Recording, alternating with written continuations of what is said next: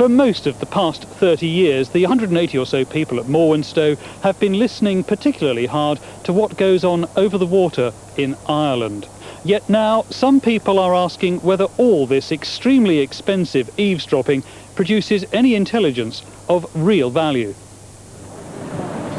I first realised how serious the whole situation was in relation to the security services, because I phoned John Major towards the end of August, almost 2 days before the ceasefire of the 31st of August, to tell him that it was coming from a ceasefire from the IRA and that the loyalist ceasefire would follow 6 weeks later.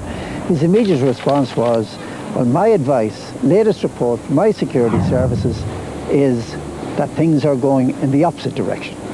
Well, of course, we now know that's not what happened. The ceasefire did come on stream on the 31st of August. So quite clearly, the security services were distinctively unhelpful in that situation. Others have also claimed that bugging actually undermines the peace process. And will the person who sanctioned this own up to it? And if they weren't sanctioned, who then has control? Whether it be British military intelligence or RUC intelligence or whoever's involved, who has control of the securitats in this situation? That the security forces for the last 30 years have taken too much of a grip of the situation, the political situation in Northern Ireland. I've always believed that as if security forces took their fingers out of the pie, so to speak, and leave it to the politicians, I don't think that the troubles would have lasted 30 years. Some terrorist groups oppose the peace process, but Morwenstow has so far failed to catch them. All around the world, bases like this are justified by terrorism, but the interesting thing I found when I interviewed the people who worked here and who used the intelligence in the government is that there was not a single example of it actually being used against terrorism, or rather there was only one example, and that's when the French came to New Zealand and blew up the Rainbow Warrior, the Greenpeace ship here. Terrorism is an excuse. It's a official line which is used to justify much seedier activities, which is spying on neighbours, trading partners, allies, spying on human rights groups, the British GCHQ has done, spying on Greenpeace, things which wouldn't look so good in the press release. Much easier to talk about terrorists. People say that NSA can listen to everyone everywhere at all times. Well, it's nonsense. They can't even listen to their most important targets all the time. They also missed the attack on the USS Cole.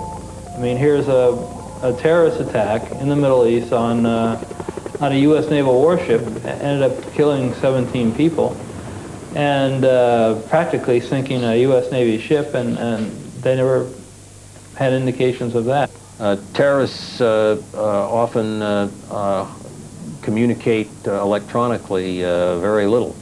If one is going to penetrate a terrorist operation and find out when it's going to commit a terrorist act, it's almost certainly only going to be done with spies. Electronics are important and useful, but they certainly won't do the whole job.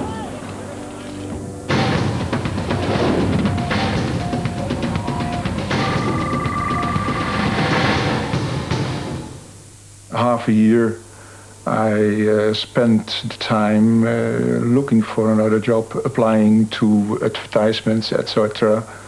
But that was a nasty experience, because I felt that the possible employers were not waiting for older people. When the company stopped, I was in 1996. I was 57 years old, and yeah, that's a moment not to find another job so easily. 12 months ago, the European Parliament set up an inquiry into allegations that America was stealing European jobs.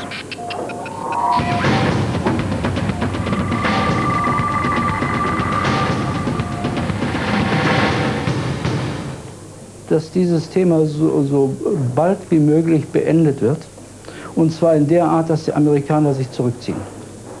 Ganz konkret. Sie haben hier in Europa nichts verloren in der Beziehung. Sie betreiben Wirtschaftsspionage, wie sie es selbst anderen Leuten, anderen Staaten vorwerfen. Und genauso machen sie das in Europa und das hat nicht stattzufinden. Ich habe 25 Jahre in der Luftfahrtindustrie als Konstrukteur gearbeitet, bei der Firma DASA, vormals MBB, aber 1994 kam das Ende. Da musste ich aufgrund der Umstrukturierung in der Luftfahrtindustrie meinen Job aufgeben. Je sais qu'en Angleterre, il y a des grandes antennes, des grandes oreilles qui coûtent tout. Et nous savons tous que la CIA, avant qui s'occupait du KGB, maintenant s'occupe de l'industrie européenne. Et ce qu'on aimerait bien, c'est que les Américains restent chez eux et qu'on travaille mais en partenariat sincère et loyal. Mais il ne faudrait pas que les Américains essayent de dominer le monde à tous les niveaux. I went to Angola earlier this year in January with the British Red Cross, a country where there are 15 million landmines in a population, ladies and gentlemen, of 10 million, with a desire of drawing world attention to this vital but hitherto largely neglected issue. Princess Diana was targeted by the NSA. They have admitted to that. I think they have admitted to having some 25,000 pages of intelligence on the Princess Diana. The way the system works is you don't necessarily target an individual. You target a subject, you target a phone number, you target a fax number. Perhaps Princess Diana would have been more of an interest to the people in the UK than it would have been to the States. And helping your fellow workers in this group of 5 that we are is a very common thing. So if the Brits couldn't target Princess Diana legally, then the NSA could. The message from Morwenstow is simple. Trust no one. The Margaret Thatcher case is a good example of how these organizations help each other. It would have been very illegal for the British GCHQ to listen to the communications of 2 of Margaret Thatcher's ministers who she thought perhaps were not really in her court. So the GCHQ, the British counterpart of the CSE, came to us and asked us if we could go to London and listen to the communications of these 2 ministers, because Margaret Thatcher wanted to know not what they were saying but what they were thinking. So we did that. We went to London and we did that work for the GCHQ. We were successful in hearing the communications of these 2 ministers, and we just passed these audio tapes on to the GCHQ, and what they did with them, we have no idea. And this comes from the former director of the National Security Agency. The European Parliament has spent a year investigating Echelon. Its conclusions are political dynamite. England's in a very difficult position. You know, eventually it may come to the European community saying, you know, decide what you want to do. Decide you want to be partners with the U.S. in this Echelon system, or you want to become, you know, full partners in the European community, but you can't do both. The European Parliament's Echelon report claims the spying at Morwenstow is illegal because it breaches the European Convention on Human Rights. The European Parliament will be the first official institution recognizing the existence of Echelon. We know there are 5 countries, the United States of America, UK, Australia, Canada and New Zealand, who share intelligence information, and they operate a global world network. The committee reports numerous examples where circumstantial evidence suggests Europe lost jobs because of industrial espionage.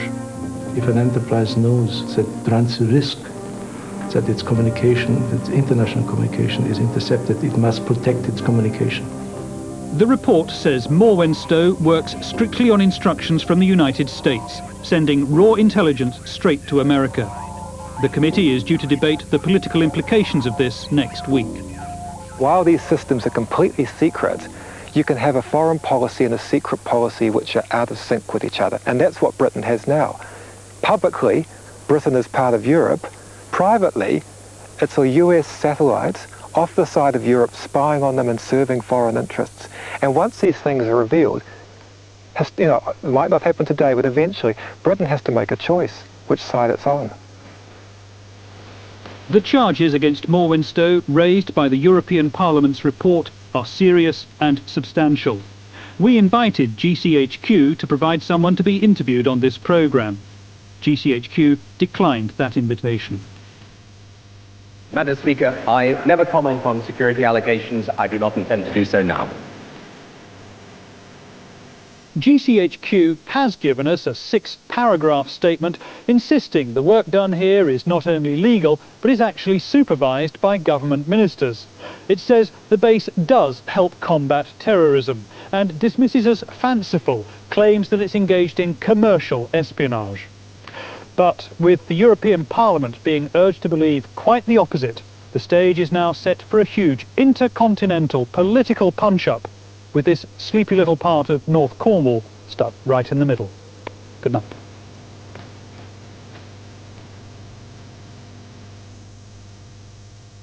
Yet in holding scientific research and discovery in respect, as we should, we must also be alert to the equal and opposite danger that public policy could itself become the captive of a scientific, technological elite. It is the task of statesmanship to mold, to balance, and to integrate these and other forces, new and old, within the principles of our democratic system, ever aiming toward the supreme goals of our free society.